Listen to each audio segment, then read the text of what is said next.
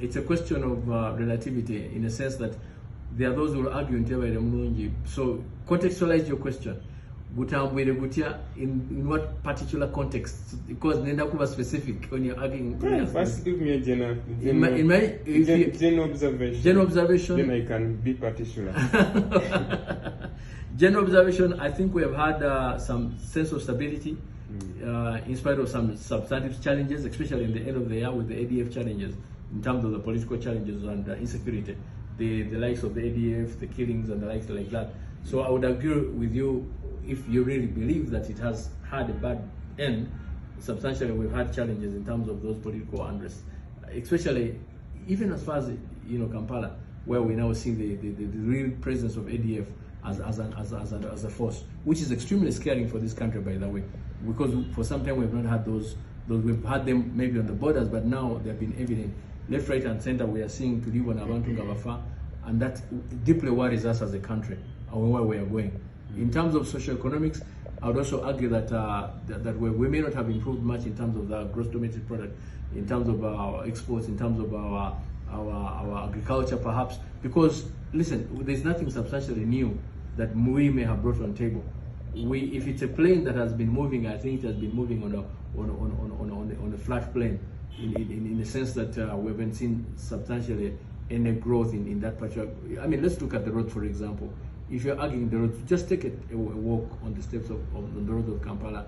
You and I will agree that we have substantial challenges in terms of the road network, in terms of the exports. I mean, in terms of the exports, what has increased, what has reduced, in terms of human rights abuses. All those are challenges that are questionable in terms of 2023, and they really go to the root of the question of well-being of a nation.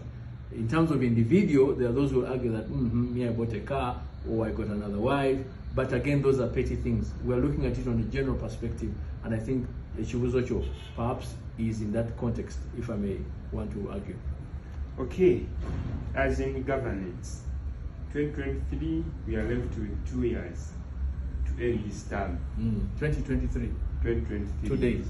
We are left with 2 years. 2 years. 2 years, 2024, 2025. Oh, okay, for the... As in governance. Oh, yes.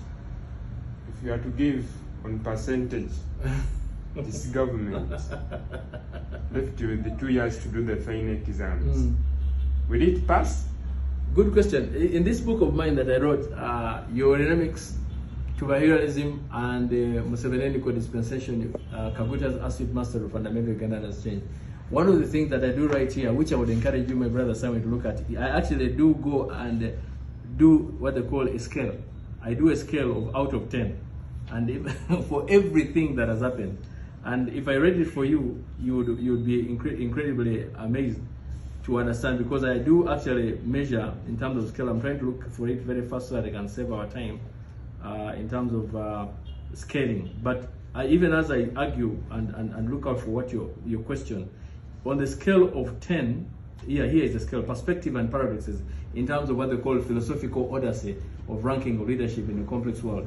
In terms of stability and conflict resolution, I would give 9 out of 10. In terms of economic growth, I would give 7.5 out of 10.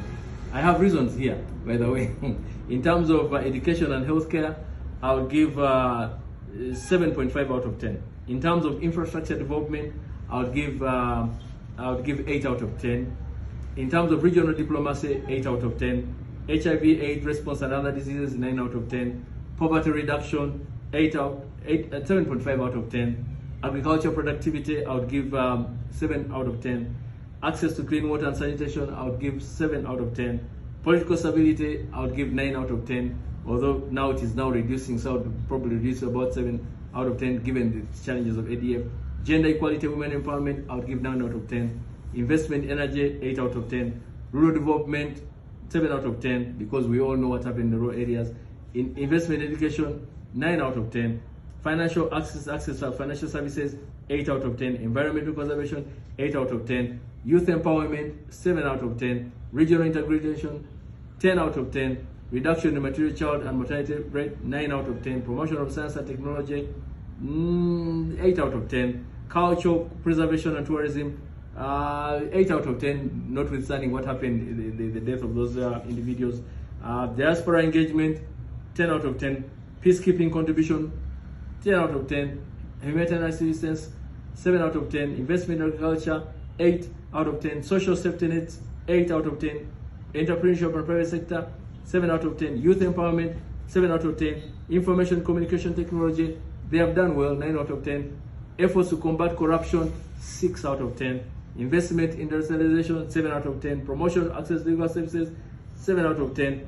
Inclusivity. Now, I would argue to read this book because it has all these rankings in terms of what you're asking. But for me to give a general perspective in terms of ranking out of 10, I think I would give this government, I would give them a B plus. Fall short of an A, but a B plus. Okay.